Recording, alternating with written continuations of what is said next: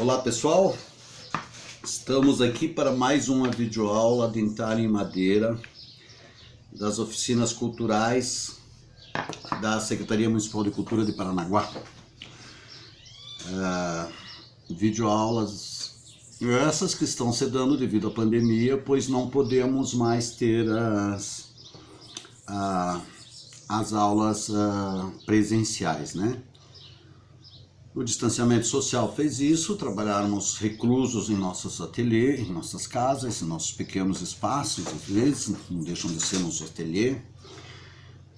E através disso, ou por conta disso, né, precisamos agora, devemos, porque foi a forma que a Secretaria Municipal de Cultura e Turismo encontrou de levar as oficinas de arte até vocês.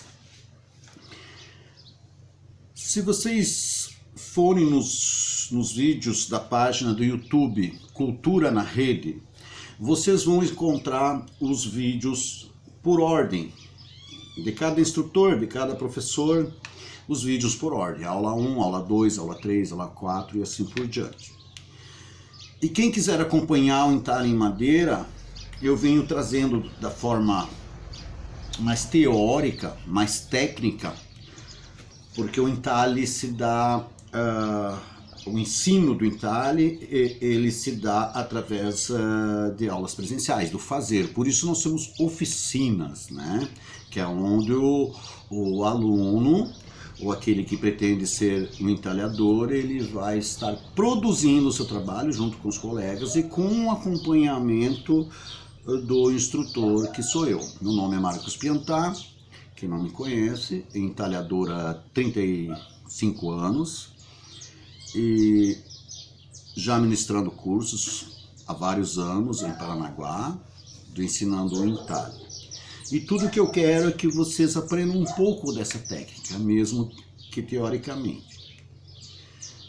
Primeiro temos que ter a teoria, para podermos estar passando, indo para frente, galgando os degraus da entalhe em madeira. Alguns têm mais facilidade, outros têm mais dificuldade, mas no momento que se aprende a técnica na teoria, você tem que ir para o fazer artístico, o entalhar a madeira. E eu dei lá o passo a passo para vocês de como nós conseguimos a madeira, quais são as melhores madeiras, a importância da ferramenta que são os formões, né? A importância imprescindível de se saber afiar um formão, porque se nós tivermos ferramentas bem amoladas, bem afiadas, com certeza nós conseguiríamos um resultado melhor. Mostrei para vocês como entalhar com simplicidade uma plaquinha, uma placa com nome, uma placa para o seu filho, uma placa para sua mãe, né? E aconselho também vocês começarem devagar. Não queiram, não que não pode. Eu costumo dizer que tudo pode, só não deve, né? Vamos por etapa. Vocês estão vendo essa placa aqui atrás, né? Uma placa de 1,5 metro, mais ou menos, né? Com 2 cabeças de cavalo e mais as letras no meio. De começo, não aconselho entalhar uma cabeça de cavalo. De começo, eu aconselho entalhar letras, porque você aprende a gramação, divisão, ó. 2 cabeças de cavalo lá, 2 coqueiros aqui. Eu comecei com os coqueirinhos. Isso me ensinou sobre a cabeça de cavalo? Não necessariamente, me ensinou sobre diagramação para você soltar o desenho. Que eu já falei da importância de você estar soltando, largando o desenho na sua placa. É importantíssimo. Um bom desenho vai resultar em um bom trabalho. Não se engane, se não tiver desenho bom, dificilmente você vai conseguir um resultado bom. Então o meu conselho é começar com desenho simples. Por quê? Porque vocês vão estar pegando o jeito, a maneira de cortar a madeira, a plasticidade, que é a dureza da madeira, né? ou mais macia, ou mais dura, a direção dos veios da madeira, né? Porque a árvore é para cima, então os veios são assim. Se você entalhar ao contrário, você vai contra os veios da madeira. Aquilo que eu falo, os veios estão para cima. Se você entalhar aqui, você está indo a favor do veio, né? Você pegou um formão e está indo a favor do veio. É assim que se entalha. Se você já começar indo contra os veios da madeira, você vai ter problema.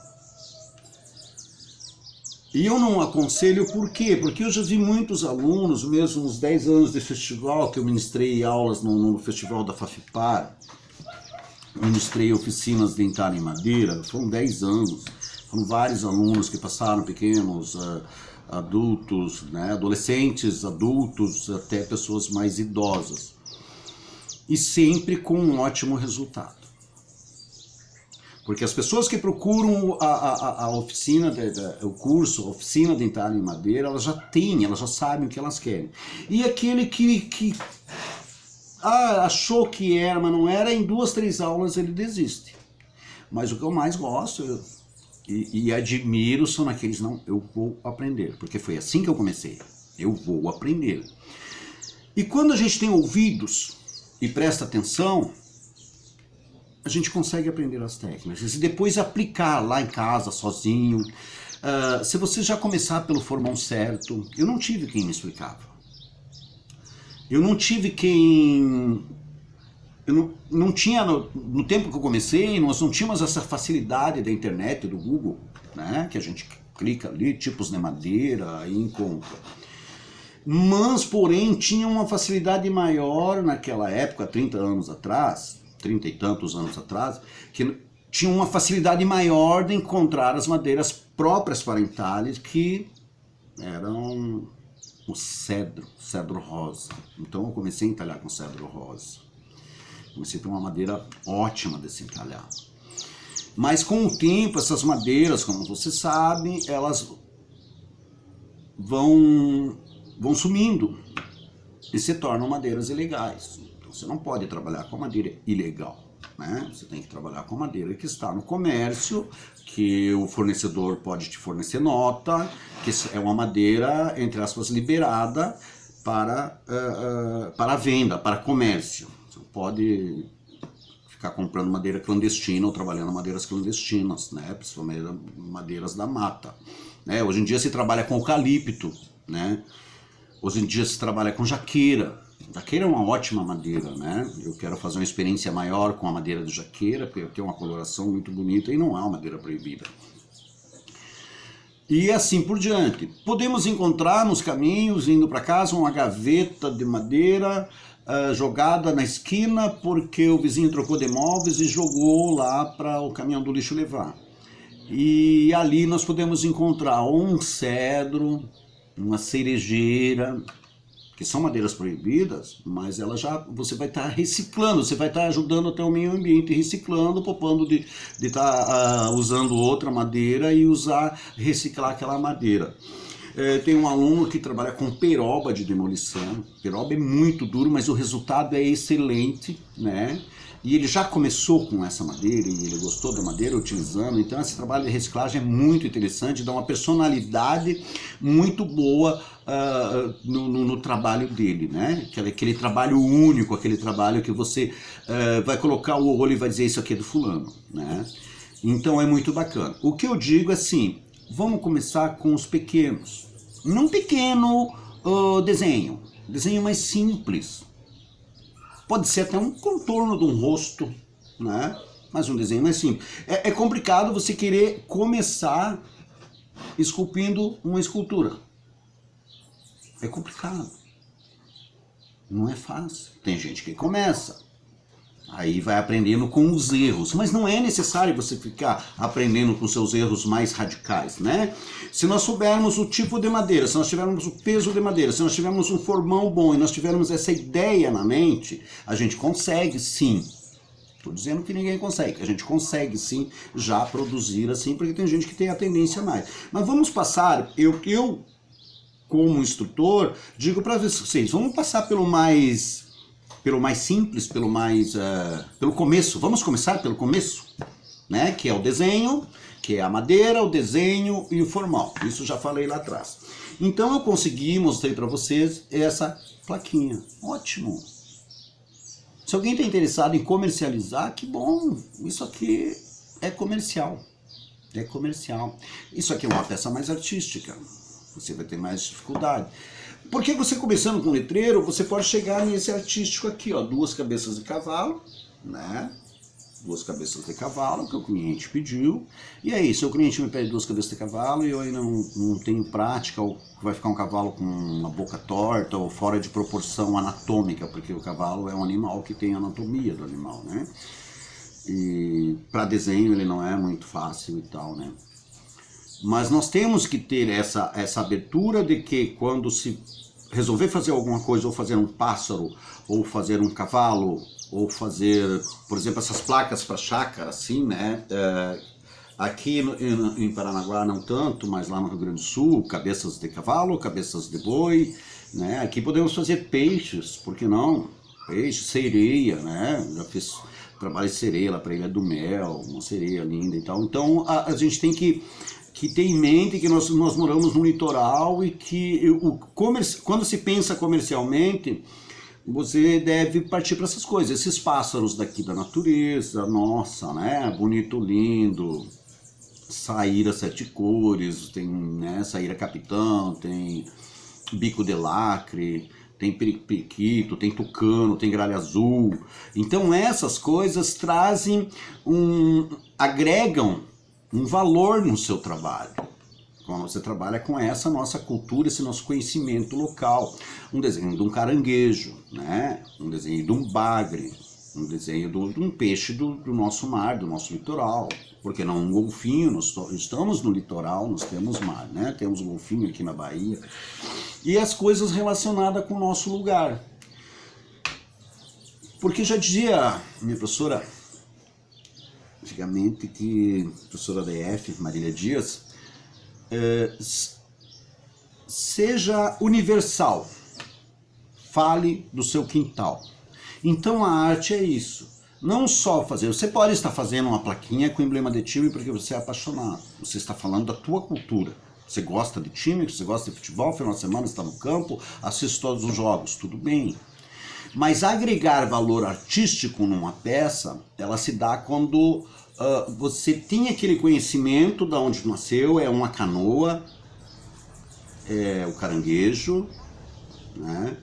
É a ostra, são esses pássaros que eu falei, que são daqui da natureza e assim por diante. Eu dou um exemplo para vocês. Eu nasci no Rio Grande do Sul. Aqueles povos, aquelas pessoas que moravam lá no interior, lá no Rio Grande do Sul, né, o território totalmente diferente do daqui. Moravam no campo, como diz. Qual era a condução deles?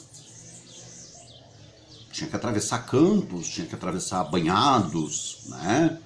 Qual era a condução deles? O cavalo.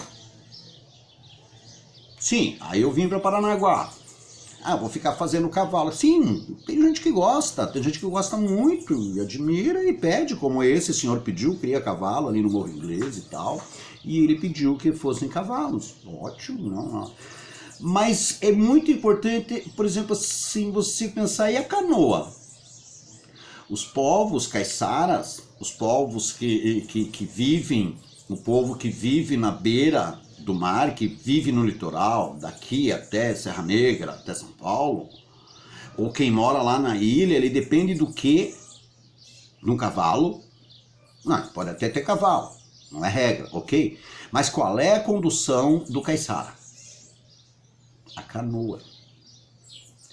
Se ele mora lá na ilha, ele vai atravessar de canoa, ele vai pescar de canoa, ele vai trazer sua produção, ou seja artesanal, ou seja da cultura familiar, frutífera, ou outras coisas, ou trazer seu peixe, ou trazer seu camarão, trazer essa coisa, ele vai trazer como? No lombo de um cavalo, que nem fazer o gaúcho? Não, ele vai trazer na canoa. Então é muito importante que nós sejamos cientes disso quando nós formos produzir um trabalho artístico. Porque o trabalho que nós falamos que ele é comercial é isso aqui, o cliente pediu com o emblema do Flamengo. Ah, eu não faço porque eu só faço coisas do litoral. Não, não é isso que eu estou querendo falar para vocês. A gente tem que ter essa flexibilidade no pensar e no fazer. Eu pretendo fazer peças artísticas. Estude, leia, desenhe. Eu pretendo fazer peças comerciais. Estude, leia, desenhe, é a mesma coisa, tá? E pratique principalmente, porque o fazer é que vai te dar essa condição de mais ou de menos. A prática vai fazer com que você aprenda mais, mais e mais. Não adianta nós ficarmos aqui 2 anos só na teoria e vocês não pegarem num formão. No momento que vocês pegarem no formão, vocês vão querer aprender a afiar esse formão, vocês vão querer cortar madeira com esse formão. Porque os povos do litoral, os caiçaras, exímios entalhadores. Ah, eles faziam letras? Por que não? Faziam. Mas o que esses povos caiçaras faziam? O que eles fazem até hoje entalhado na madeira? Eles entalham madeira, poxa, não sabia. A necessidade que eles tinham dos utensílios, então eles faziam, porque eles tinham conhecimento, geralmente conhecimento empírico, aquele conhecimento que você adquiriu no meio familiar, vendo o seu avô fazer, vendo o seu pai fazer, e você praticando de forma mínima, depois você faz grande. A canoa. O fazedor de canoa, ele aprendeu lá com o avô dele, que aprendeu com o bisavô. E que depois o pai aprendeu, porque quando pequenininho, enquanto o avô fazia uma canoa grande, ele tinha esse conhecimento empírico porque ele ouvia, ele convivia com aquilo ali, ele ia, eu escutei de um rapaz jovem, amigo meu, que ele lembra de quando ele ia para o mato, para o avô dele escolher a madeira para se fazer a canoa. Ele lembra das ferramentas, ele lembra do machado, ele lembra do serrote e ele lembra do enxó. Ele lembra como que o avô alinhava para fazer a boca da canoa. Aquilo ali era o quê? Escultura. Esculpiam aquela madeira. Mas para poder esculpir essa madeira, para ela se tornar um utensílio com segurança, que a canoa deveria ter a segurança, eles tinham todo um saber, muitas vezes sem saber ler, né? Analfabetos da escrita, mas muito conhecedores, muito sabedores da vivência dele dentro daquela ilha ou daquela mata, sobre a história da madeira, qual era a época certa para colher a madeira, qual era a madeira para fazer a canoa, não era qualquer uma, qual era o diâmetro da canoa, né? A época certa de colher essa madeira, a lua. Então eles vinham com esse conhecimento que eles nos trazem até hoje e entalhavam a canoa. E os outros juntos, sobrinhos, netos, tal, aprendiam também a fazer a canoa. No ver. Aí tinham que fazer o remo. O remo também entalhado. Era uma determinada madeira, com uma maior resistência, com as linhas da fibra reta, colhida na lua certa, para não carunchar, para não pegar cupim e outros casos mais. E entalhavam o remo, porque era necessário o remo para a canoa. Então eles entalhavam, esculpiam um remo, tinham que pegar uma madeira larga e fazer o formato para depois arredondar o cabo. Mas eles não tinham o que nós temos hoje, lixadeiras elétricas, né? Serras elétricas, né? Não tinham motosserra, não tinham, né? Eles trabalhavam com machados super bem afiados, aí a importância do fio, os enxós tinham que estar super bem afiados para cavucar a madeira, um pouco a machado, outro pouco com enxó, e como você sabe, a madeira, nós não podemos passar do limite dela, sabe? Então, a importância de termos conhecimento sobre aquilo que nós vamos fazer. Então é isso que eu querendo falar para vocês, passar para vocês. Quem pretende entalhar, eu peço que procurem aprender mais sobre as técnicas do entalhe. Mas quem que começou a entalhar? Os nordestinos, os tal? Não, o entalhe é uma coisa bem mais antiga, que veio com os espanhóis para nós. Mas daí como? Veio o aperfeiçoamento, porque os povos caiçaras, os índios já faziam trabalhos em madeira, né? A necessidade de se fazer a pá para mexer a farinha era entalhada. Madeira tinha que ser a madeira certa, cortada na lua certa, raspada da forma certa, tratada da forma certa. E as lixas? Existe uma planta chamada embaúba, ou macaqueiro, ou banana de macaco. Eu, particularmente no meu quintal aqui, tem muito periquito, e as gralhas azuis vêm para pousar na embaúba. Embaúba é uma madeira oca, né? Ela não é perene, ela dura tantos anos e tal. Tem uma folha grandona assim que cai. E eu fui descobrir, depois com o tempo, que aquelas folhas serviam de lixa, porque ela é áspera, as costas da folha é áspera. Elas serviam de lixa. Até fiz uma pequena experiência, realmente, é como se fosse uma lixa 600. Era uma lixa, porque eles não tinham como. Vou botar a canoa no mar, vou atravessar para comprar uma folha de lixa. Nós podemos ir ali no centro e comprarmos nossa folha de lixa. Às vezes não precisa nem ir no centro. Aqui no meu bairro tem uma loja que me fornece esse material. Então é sobre isso que eu queria falar com vocês hoje, teoricamente explicando, porque eu já entalhei para vocês. No próximo vídeo eu vou estar dando acabamento numa madeira nova que eu descobri e já fiz o vídeo passado sobre ela. Né, pedi autorização para a proprietária, para a pessoa que encomendou, para eu estar mostrando, porque eu achei uma madeira bem diferente, foi me cedida lá, o rapaz falou, experimenta essa madeira, e eu fui experimentar, achei ela muito macia. Mas aí você vai entalhando, não é nem tudo o que parece, né? Mas mesmo assim eu vou estar explicando para vocês no próximo vídeo a diferença entre esta madeira aqui que eu entalhei e a outra. Essa plaquinha aqui só falta passar o verniz. Só o verniz. Tá pronto. Porque eu quero assim, se você quisesse pintar as folhinhas de verde, o tronquinho de marrom, as letras de branco, que nem lá, tudo bem. Mas aí tem diferença. Aqui eu só vou passar verniz Style. Tá bom? Esse é o Style. E temos o verniz spray também, que ele facilita muito a vida da gente, né? É um verniz automotivo. Mas ele não é o verniz PU, poliuretano. Ele é o verniz, já digo, poliéster. Tem o poliuretano e o poliéster, tem diferença, né? Então, esse spray aqui, ele sai bem em conta. Vou fazer propaganda, eu sempre fazendo propaganda, né? Ninguém me dá nada para fazer propaganda, mas eu faço. Vocês compram o Color Gin. É melhor até que o Souvenir, eu acho, para a madeira. Porque com secagem rápida e com 2, 3 demãos, a gente consegue tá dando um efeito bem bacana, bem brilhoso. Gente, eu não vou passar o spray agora porque eu deixei a máscara no outro lugar, tá bom? Eu não vou ficar respirando, isso aqui é muito químico. Quando vocês forem usar, vocês usem máscara na parte externa da casa, não perto, porque é químico, não, né? Ninguém vai morrer ao primeiro uso, mas isso aqui é bem prejudicial aos pulmões, à saúde. Então eu não vou estar passando aqui agora porque até eu esqueci. Uma coisa eu digo, eu realmente ia, porque meu ateliê aqui, ele é bem aberto. Tem uma janela aqui, uma porta enorme aqui, mas outra janela cheia de janela. Tem lugar para pôr prateleira, só tenho janela, olhando meu quintal aqui e tal, né? Às vezes você escuta o cachorro latindo.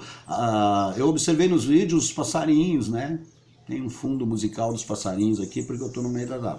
Então eu ia passar aqui, só não vou passar para mostrar para vocês, também não há necessidade, porque eu não peguei máscara, eu não vou ficar respirando isso, que depois, no mínimo, a dor de cabeça acontece, né?